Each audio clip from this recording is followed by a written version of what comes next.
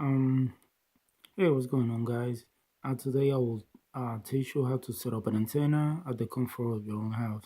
Okay, you can get any antenna at any local store, electronic store. You can go to Best Buy, Target, or any other store where they sell electronic devices or streaming devices for TV. Okay, today I'm gonna use this antenna, which is the Mohu Leaf.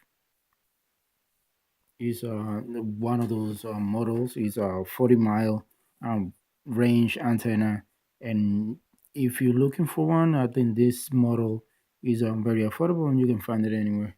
Okay, so today I'm gonna show you how to set it up.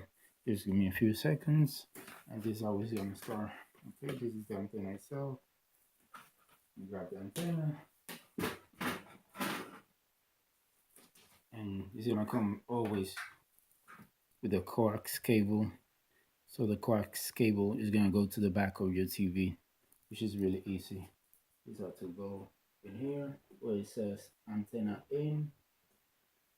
Make sure you rotate the coax cable all the way. Okay, so it's precise. You can come out, and that's how you set up an antenna for a Samsung TV.